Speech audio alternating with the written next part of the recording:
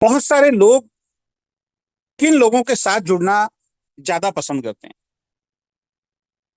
किसकी बड़ी टीम होती है? ऐसा थोड़ी है कि अगर कोई गोरा है तो उसकी टीम बड़ी हो जाएगी, या कोई कम ज्यादा पढ़ा लिखा है तो उसकी टीम बड़ी हो जाएगी। ऐसे व्यक्ति जिनकी नॉलेज बिजनेस को लेकर, इस इंडस्ट्री को लेकर अच्छी होती है,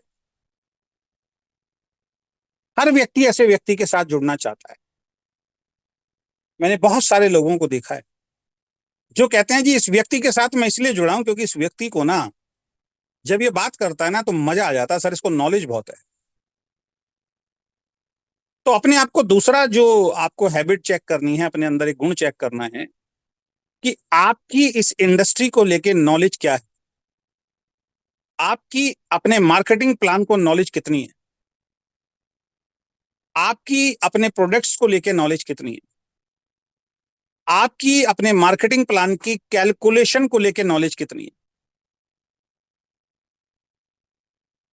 आपकी, जब आप किसी को प्रेजेंटेशन देते हैं या आपकी टीम में कोई सवाल आता है किसी व्यक्ति का, उस सवाल को सही तरीके से आंसर देने की कितनी नॉलेज है?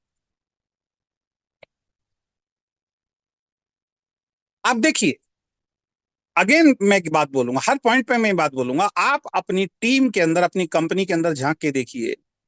जिन लोगों को भी सफलता मिल रही होगी, जिन लोगों के भी चेक बन रहे होंगे, इनकी नॉलेज अपनी इंडस्ट्री को लेके, अपने बिजनेस को लेके, अपने मार्केटिंग प्लान को लेके, अपने प्रोडक्ट को लेके, या कोई भी क्वेश्चन उनसे पूछ लीजिए, उसके लिए इनकी नॉलेज बहुत अच्छी होती है, बहुत बेहतरीन होती है।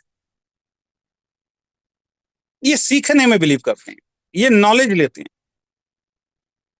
और नॉलेज तो एक ऐसी चीज है दोस्त, आप किसी भी फील्ड में चले जाइए,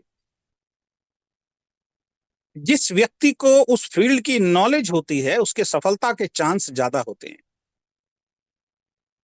और मजेदार वाली बात यहां भी मैं यही बोलूंगा कि नॉलेज जो होती है ना, ये जन्मजात गुण नहीं है, ये भी सीखा जा सकता है, ये भी अपने अंदर डेवलप किया जा सकता है। जैसे साइकिल चलानी किसी को नहीं आती तो डेवलप किया जा सकता है, सीखा जा सकता है। कार चलानी किसी को नहीं आती, सीखा जा सकता है। फ्लाइट चलानी, किसी उड़ानी किसी को नहीं आती, सीखा जा सकता है। तैरना किसी को नहीं आता, सीखा जा सकता है। तो अगर आपको ये बिजनेस में कैसे काम करना है, किस तरीके से मार्केटिंग प्लान देना है, प्रोडक्ट की क्या नॉलेज होनी चाहिए, इंडस्ट्री की क्या नॉलेज होनी चाहिए, है ना, ये सीखा जा सकता है। मैं खुद आपके सामने बैठा हूं, मैं कोई जन्मजात नेटवर्कर थोड़ी था। ये इस इंडस्ट्री में बहुत सारे ऐसे लीडर्स आपको मिलेंगे, कोई नौकरी करता था, कोई बिजनेस करता था, कोई डॉक्टर था, कोई पटरी पे टी शर्ट बेचता था, कोई फैक्ट्री में काम करता था, कोई बस चलाता था, कोई होम गार्ड था, है ना, कोई किसी बिल्डिंग के अंदर गार्ड था, है ना।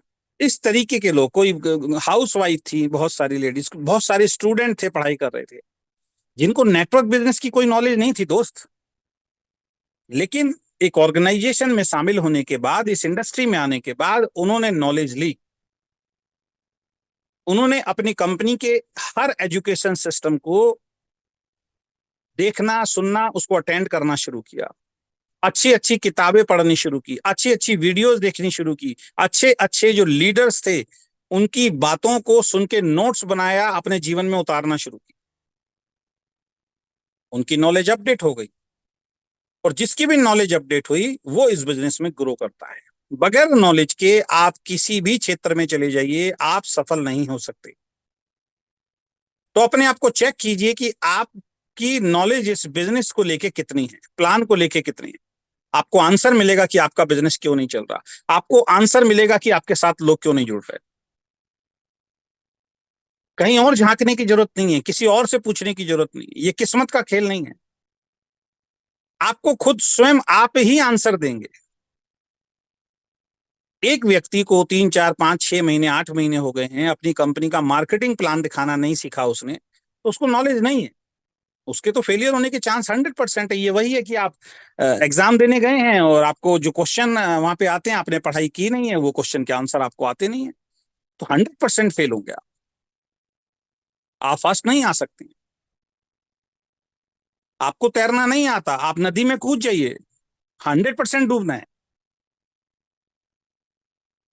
आपको गाड़ी चलानी नहीं आती, आप रोड पे निकल जाइए, 100% एक्सीडेंट होगा।